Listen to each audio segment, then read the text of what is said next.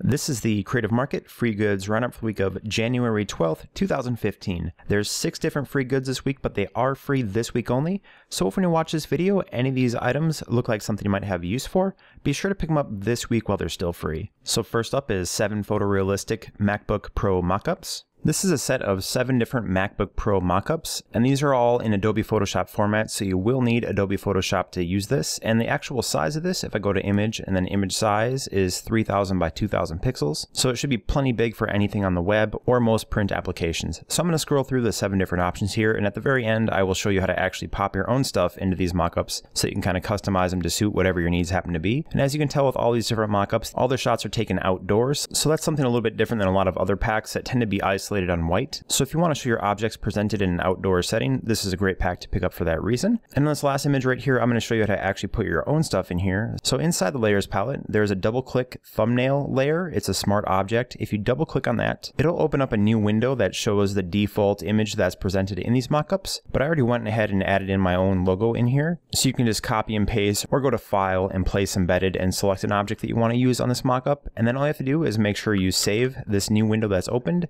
and then close it.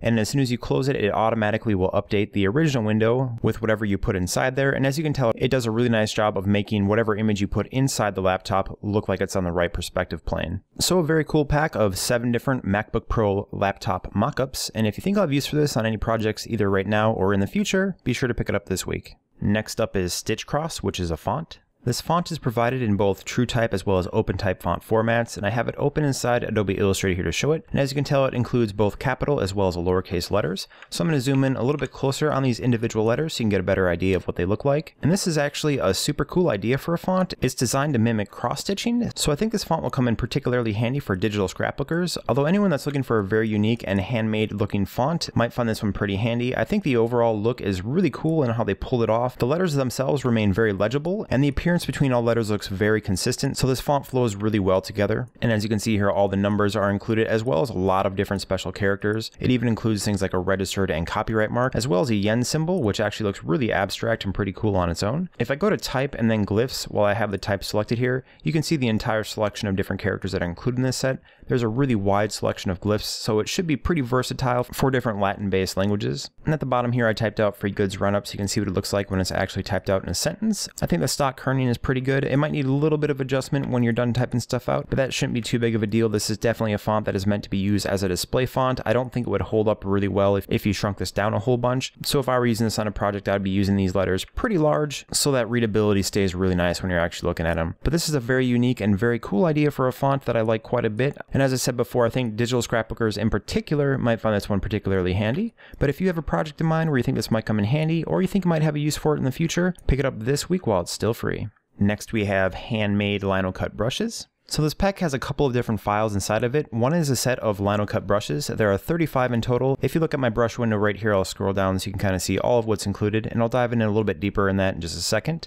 The second is a set of 12 different textures, all in vector format that you can use to apply to your work as you see fit. But I'm going to jump back over to the brushes here so we can take a little bit closer look at them. And I just randomly selected a handful of the different brushes here. So these all are singular brushes. If I move this little line pattern up here, I can zoom in just a little bit so you can see the wave pattern that's created as I apply different brushes to it. So there's quite a bit of different versatility in terms of the characteristics of the thickness of the lines. It seems like the changes in thickness between these lines is what really separates all these different brushes apart. And I'll just very quickly draw a star shape right here and then apply one of these Lionel cut brushes onto it so you can see how it looks when it's applied to an actual full object like this. So as I apply these different brushes, it's changing the overall thickness of a lot of these different elements inside. So it's definitely worth going in there and playing around with them to see what ones happen to work best with whatever kind of object you are working with. Although I do think they look a little bit more natural when they're applied to a non-complete object like these line segments, as opposed to a completed and fully connected object like this star here. If when you load up this window you don't see these brushes for some reason, just go to Window and then Brushes. It's near the top here. Just make sure there's a check mark next to it showing that it's open, and then make sure you're on the actual brushes window and not swatches or symbols by accident. And if you want to change the thickness of the line itself, you can do that with the stroke window, which is under Window and then Stroke near the bottom. Right now the weight is set to 1 point, but if I change it up to 2 or 3 point, it thickens up this particular brush line quite a bit. bit, so that can really add a lot of versatility to these brushes depending on how thick or thin you want them to look, and hopefully it will let you adjust them to suit your needs for your current project. Now I'm going to jump over to the 12 different textures here and just zoom in a little bit closer so we can take a quick look at all the different textures that are included. They're pretty grungy in nature and relatively thick in their application for the most part. Some of them, like this one right here, are a little bit more subtle, but the cool thing about vector textures is that you can size them to be as big or as small as you want and you will never lose quality, so they should be perfect for any scale of project that you happen to be working on. And of course you can just select one of these particular textures right here, then double click on the fill and change the color to something else if you don't want them to be black. Although actually it appears that this is set to grayscale, and to change that, if you go to window and then color, it's near the top here, there's a little down arrow with 4 lines next to it. If you click that, right now for me at least, it's set to grayscale. If I change that to RGB, you can then see that color change take effect. But it's really nice that they include these 12 textures in here, so hopefully you can get some use out of those. And with 35 different brushes to pick from, you should have a lot of experimentation that you can do between all these 35 different options to see which ones happen to work best for you and hopefully get a whole lot of use out of them. So if any of these things look like something you might have use for, be sure to pick it up this week while it's still free. And next up is Wedding Set. The set includes these files in Illustrator, EPS, as well as PNG file format. The PNG file format has each of these different elements on its own transparent background, so if you want to use Photoshop, those are really great. I have the Illustrator file open in Illustrator here to show it, since that's just an easy way to do it. And these are really nicely executed elements that all work very nicely together. One thing to note here, this type isn't live, so if you want to customize the type, you'll likely have to go in and customize it all, just to make sure that whatever it is you're doing looks really consistent. Although the type that is presented seems to be something that might be pretty versatile in its use, so you might be able to get away with everything here except the names at the top. And if I zoom in a little bit closer on these elements, you can see they have a very nice hand-drawn look, but they also look very professionally done. You can tell that some time was spent making sure that all these different elements look pretty nice, and I actually quite like the overall color palette here too. It actually really reminds me of a chalkboard drawing. It doesn't have the chalkboardy texture, but the soft color palette seems to work really well with that kind of chalkboard effect. So if you brought this into Photoshop and you had some chalkboard brushes or something similar, you might get a really cool effect if you test that out. But a really nice pack of elements here, and this example layout should work really good for almost anything you want to use it for. You can just delete out whatever type you don't have use for, bring in your own type, customize it to suit your needs. If you're looking for some really nice hand-drawn type like this, you can check out Creative Market, or if you want some free fonts, I always check out Font Squirrel. It's a really great resource for different free fonts. If you check out the hand-drawn section, you might just find something there that you find pretty useful for this. So if this wedding set of elements looks like something you might have use for, be sure to pick this pack up this week while it's still free. Next we have 17 tribal clip arts and borders. So this tribal clip art pack includes the files in both EPS format shown here inside Adobe Illustrator, as well as PNG format. So if I go into Adobe Photoshop, it shows one of the elements. All of the PNG elements are on their own page, and they do have a transparent background, so that should make them really easy to use and just copy and paste into new objects without having to worry about trimming out the backgrounds. But I'm just going to show this inside Illustrator since all these happen to be on the same file here. It makes it really easy to go in, and it also shows a little bit of a bonus. In the brushes palette, which you can get to by going to window and then brushes, there's a bunch of different pattern brushes loaded up here, so I went ahead and applied one to a circle so you can see the effect that it has. It's actually really cool when you apply these different tribal effects to an object like a circle. So I'll just go through here so you can see a few different examples as I apply them. I think the patterns created here are super cool, and I really enjoy how all of them have a very unique look to them. So definitely use the actual brushes palette if you choose to use this inside Illustrator, and as you can tell on the circle at least, all these work really well. The pattern looks very natural once it's applied. But here's the main object again that shows all these things in use. This is a very cool background element right here.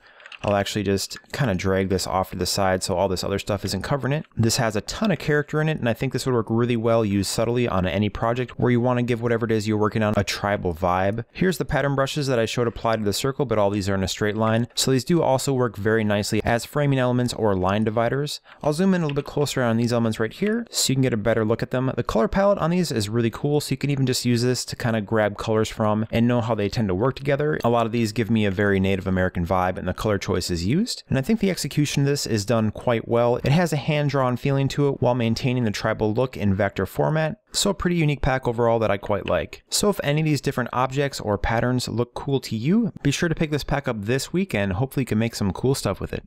And last up we have subtle paper textures. So this is a set of 10 subtle vector textures provided in Adobe Illustrator format. So I'm going to scroll through the different options here so you can see all of what's included. Some of these, like this one right here, are subtle because they're pretty sparsely populated. There's not texture covering everything, while some of them, like this one, have much more bold characteristics in the overall pattern. But since these textures aren't densely covering the entire object here, they will be a little bit more subtle in appearance depending on how you choose to use them. This one right here is another one that's pretty bold but very sparsely populated in terms of the amount of texture shown. On textures like this one right here, I tend to use these in a manner where where the texture itself will be placed over perhaps a colored block and then made to be a very tonal color, just to add a little bit of slight texture to whatever it is you're working on. This texture right here is actually pretty cool. It looks like paper that's been folded over, then it has a bunch of little flecks on the top and the bottom to give a little bit more character to it. This texture appears to be pulled out of a page from a 4-ring binder. There's a whole bunch of activity in the center here, so this is a pretty interesting one. This is one of my favorite textures of this particular pack because of these lines running through it, and if I zoom in a little bit closer here, you can get a better idea of what these look like up close.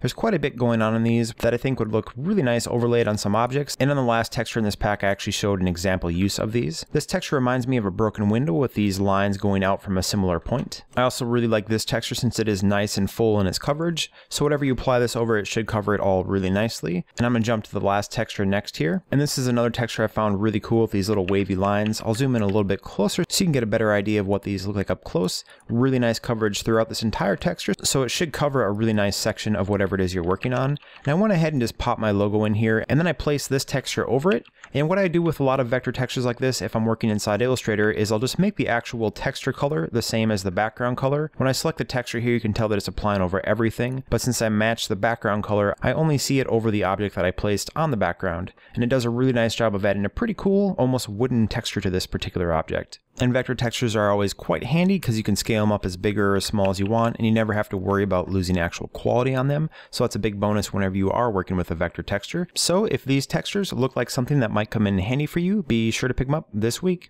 So that's it for this week's free goods, and do remember they are free this week only, so if you want any of these items, be sure to check out the description of this video where I'll place links to each one of them. And as always, if you found this video helpful, please like and favorite, and if you want to see this video every week, please subscribe. This video is released every Monday to let you know it's free this week on Creative Market. Thank you for watching.